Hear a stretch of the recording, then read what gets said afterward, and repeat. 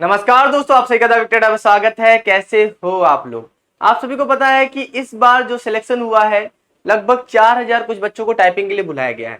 मगर 4000 बच्चों के अलावा जो बच्चे फॉर्म डाले थे लाखों में, अब उन बच्चों के मन में सवाल यह है कि सर नई वैकेंसी कब तक आएगी, इसकी तैयारी करें कि अब किसी और एग्जाम को टारगेट करें या एससीएम को कब हम पढ़ाई करना स्टार्ट करें।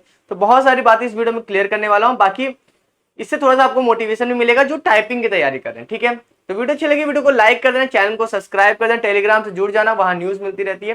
बाकी आप मुझे इंस्टाग्राम पे फॉलो भी कर सकते हैं। चलते हैं वीडियो को स्टार्ट करते हैं। देखो भाई, मैं आप सभी को कुछ चीजें क्लियर करना चाहता हूँ बीएसएफ की वैकेंसी के बारे में। थोड़ा डिटेल में आप सभी को बताना चाहता हूँ क्योंकि इससे पहले आप सभी को शायद डिटेल में उतना ना पता हो। देखो यहाँ पर जो बीएसएफ की वैकेंसी की बात करें, एससीएम की, देखो एससीएम की जो वैकेंसी है उसका जो ड्यूरेशन होता है, ठीक है, उसका जो ड्यूरेशन होता है,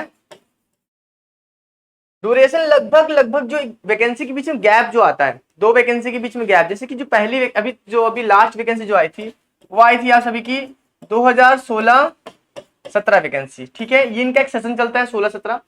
अभी जो वैकेंसी आई है वो आप सभी की कितनी वाली है, आप सभी की वो आप सभी की 2021-22 की वैकेंसी। ठीक है भाई, अगर आप इनके बीच का गैप देखेंगे तो 17-4-21 लगभग 4 साल का गैप, हर वैकेंसी के बीच में लगभग 4 साल का या 4 ईयर का आप सभी को गैप देखने को मिलता है। अब देखिए यहाँ पर वैकेंसी इतनी लेट क्यों आती है, क्योंकि मैं आप सभी को बता दूं कि यहाँ पर एक वैकेंसी आपकी इस तरह से भी आती है जिसे हम कहते हैं अनुकंपा आधार पे, जिसे आप एक नाम से और जानते होंगे, मृतक आश्रित। ठीक है भाई,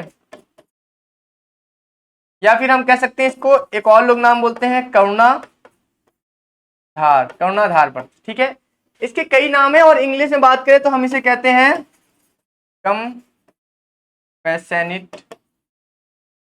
कंपैशनेट ग्राउंड पे भर्ती भी आती है आप सभी की। तो यहाँ पर जो एससीएम की जो भर्ती आती है ना, अधिकतर जो क्या होता है कि कंपैशनेट ग्राउंड की भर्ती क्या होती है, ये आप सभी की ईयरली चलती है, कैलेंडर वाइज चलती है। इनका क्या होता है कि एक साल में आप सभी का 2 बार इनकी वैकेंसी आती है। एक बार शायद मार्च में आती है, एक बार नवंबर में आती है, तो 2 बार सेशन करते हैं।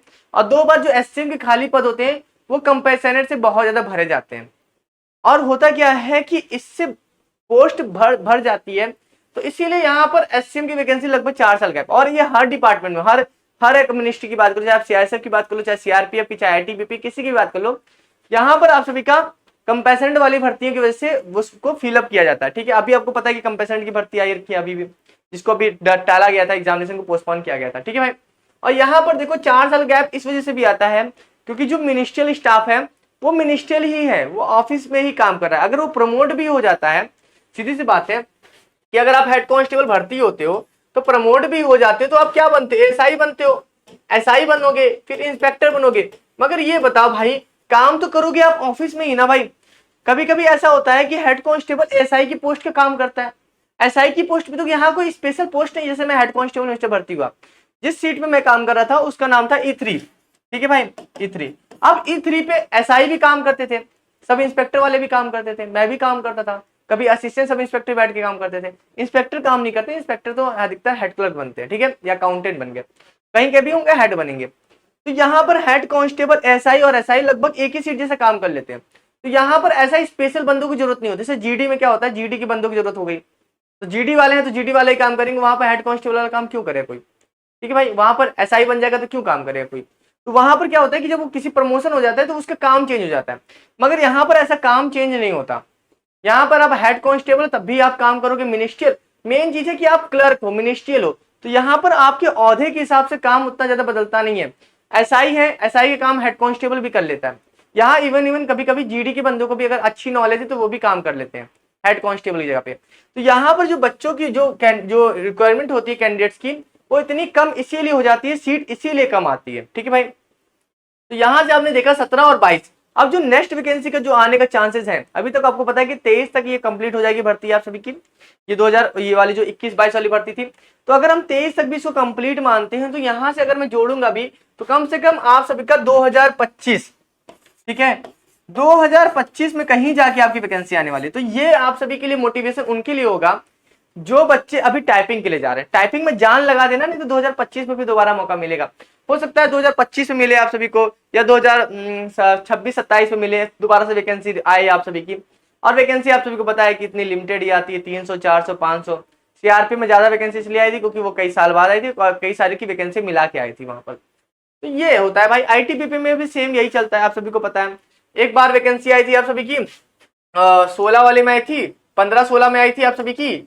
उसके बाद हमारी वैकेंसी आई थी 17 वाली, जो जाके 19 में कंप्लीट हुई थी। और अभी वैकेंसी आई है 2022 में वैकेंसी आई है। तो इस तरह से वैकेंसी यहाँ पर आती है भाई।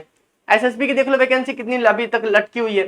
तो हेड कांस्टेबल मिनिस्ट्रियल की वैकेंसी लेट इसीलिए आती, रीजन इसीलिए है कि उसके काम को ये किसी और से भी करा लेते हैं। अगर बंदा हेड कांस्टेबल से एसआई भी प्रमोट हो जाता है तो फिर भी वो ऑफिस का ही काम करता है, वो ऑफिस से बाहर नहीं चला जाता, उसका एक अलग ऑफिस नहीं हो जाता, वो सीट पे ही काम करता है और उसी काम को करता है। इसीलिए यहाँ पर जो अलग से स्पेशल बंदों की रिक्वायरमेंट नहीं होती। और जीडी में भर्तियां आती है, वो जीडी में आप सभी को पता है, जीडी में एक एज के बाद उसकी मेडिकल कैटेगरी भी चेंज हो जाती है, ठीक है, सेफ 1 से चेंज हो रही है, हर चीज हो रहा है। तो वहां पर नए खून की जरूरत होती रहती है। मगर यहाँ पर इंसान जितना पुराना होता जाता है, काम उसको उतना ज्यादा आता रहता है। यहाँ जितना पुराना होगा इंसान, वो उतना अच्छा काम करता रहेगा। यहाँ पर आप समझ लीजिए कि यहाँ चीजें इसीलिए वैकेंसी कम आती है। यहाँ पर कंपैशनेट ग्राउंड में भर्ती आ जाती है आपकी। 2021-22 में भर्ती आई थी, फिर 2016-17 में आई थी, उससे पहले वैकेंसी आई थी। तो वैकेंसी जो गैप लगभग रहता है, एक वैकेंसी को कंप्लीट करने में कम से कम 3-4 साल का गैप आ जाता है आप सभी का। आप खुद ही देख लो, 17 की वैकेंसी थी, 22 में आ रही है दोबारा से, तो वहां पर भी गैप इसी तरह का है। तो गैप, यही एक कंटिन्यू गैप चलता रहता है। तो अगर आप तैयारी करना, जब बात आती है कि आप तैयारी करना चाहते हो, तो वो तैयारी करने के लिए आप कर सकते हो, मगर आप स्पेशल इसके लिए तैयारी मत करो यार मैं हेड कांस्टेबल मिनिस्ट्रियल के लिए तैयारी करूं। नहीं भाई, आप अगर तैयारी करना है तो आप एसएससी को फॉलो कर लो, ठीक है भाई। अगर आपको इतना ही करना है तो आप एसएससी कर लो, स्टेट एग्जाम को कर लो, ठीक है भाई। स्टेट एग्जाम जो होते हैं आप सभी के, स्टेट एग्जाम्स को कर लो।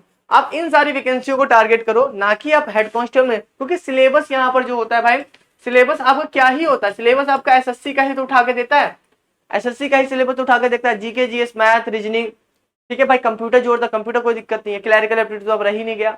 आप तो यहाँ सिलेबस वही रहता है। तो आप कोशिश ये करो कि आप एग्जाम टारगेट मत करो कि हेड कांस्टेबल, आप टारगेट करो सिलेबस। सिलेबस में जैसे कि आपको टारगेट क्या क्या करना चाहिए, आपको टारगेट करना चाहिए सबसे पहले मैथ अपना टारगेट करना चाहिए, आपको टारगेट करना चाहिए अपनी रीजनिंग, ठीक है, आपको टारगेट करना चाहिए जीके, जीएस, इसको तो बहुत अच्छे से करना चाहिए, स्टैटिक तो पूरा पढ़ना चाहिए आप सबको, इसमें फोकस करो, मैथ में फोकस करो। उसके साथ ही साथ आपको इंग्लिश में फोकस करना चाहिए, ठीक है।